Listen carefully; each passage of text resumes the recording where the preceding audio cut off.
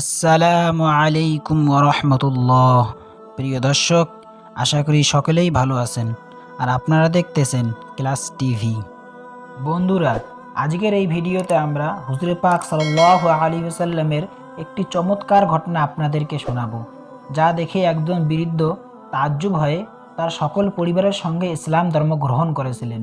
একবার নবীজি সাল্লাল্লাহু আলাইহি ওয়াসাল্লাম ও তার সাহাবীগণ সফরে ছিলেন, মরুভূমির সফর। সকলেরই প্রচণ্ড পানির পিপাসা লেগেছে, পানীয় শেষ, কি করা যায়? তারা নবীজিকে জানালেন। নবীজি সাল্লাল্লাহু আলাইহি ওয়াসাল্লাম আলী রাদিয়াল্লাহু তাআলা আনহু ও আরেকজন সাহাবীকে পাঠালেন পানির খোঁজে। কোথাও পানি নেই।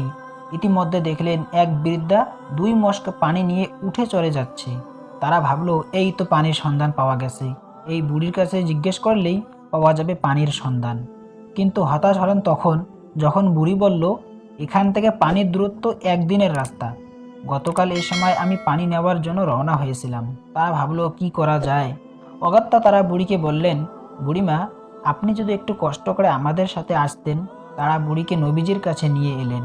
নবীজি বুড়ির মশকের মুখ খুললেন। সেখান থেকে একটি পাত্রে কিছু পানি ঢালা হলো। সেখান থেকে নবীজি সাল্লাল্লাহু আলাইহি সাল্লাম মুখে একটু পানি নিলেন। সেই পানি আবার মশকের মধ্যে ঢেলে দেওয়া হলো। তারপর মশকের উপরের মুখ বেঁধে দেওয়া হলো এবং নিচের মুখ খুলে দেওয়া হলো। ট্যাপের মতো সেখান থেকে পানি বের হতে লাগলো। তারপর সবাইকে বলা হলো, এখান থেকে পানি নাও, নিজেরা পান করো, তোমাদের বাহন জন্তুকে খাওয়াও। সকলে পানি নিল। 2 মশকে কতটুকু আর পানি থাকে? কিন্তু ওই 2 মশক থেকে কাফেলার সকলে তাদের প্রয়োজন মতো পানি নিল, যেভাবে আমরা কল থেকে পানি নেই। এমনকি সেই পানি থেকে কেউ কেউ গোসলের পানিও নিল। বুড়ি দাঁড়িয়ে দাঁড়িয়ে সব দেখছিল আর অবাক হচ্ছিল। তার আর বিশ্বাসের সীমা রইল না। সামান্য 2টা মশকে আর কতটুকু পানি থাকতে পারে?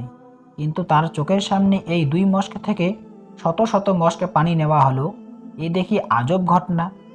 সকলে যখন নিজ নিজ প্রয়োজন মতো পানি সংগ্রহ করলো, বুড়ির মশক বুড়িকে ফিরিয়ে দেওয়া হলো।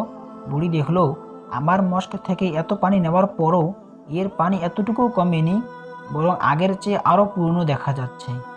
মশক ফিরিয়ে দিলেন এবং বললেন, আপনি তো দেখছেন আপনার পানি একটুও কমেনি। আসলে আপনার পানির মাধ্যমে আল্লাহ তাআলা আমাদের পানি পান করালেন। সুবহানাল্লাহ। এরপর নবীজি সাহাবীদের বললেন, একটি কাপড় বিছাও এবং তার জন্য যে যা পারো হাদিয়ে দাও।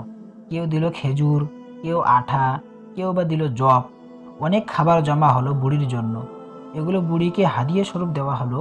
বুড়ি তো মহা খুশি। আমার পানিও একটু কমলো না, আবার পেলাম এতগুলো খাবার। মনের সুখে বুড়ি রওনা হলো বাড়ির দিকে। বুড়ি যখন বাড়িতে পৌঁছলো, ততক্ষণে বেলা শেষ হয়ে গিয়েছিল।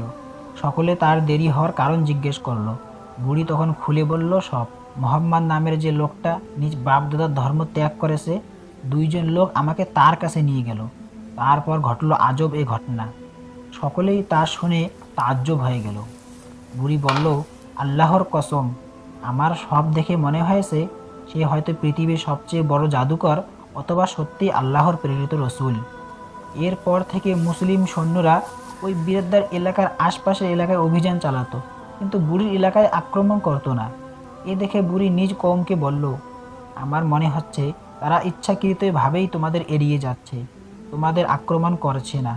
তোমরা ভেবে দেখো ইসলাম গ্রহণ করবে কিনা। তার কথাই সবাই রাজি হয়ে গেল এবং ইসলামের ছায়াতলে আশ্রয় নিল।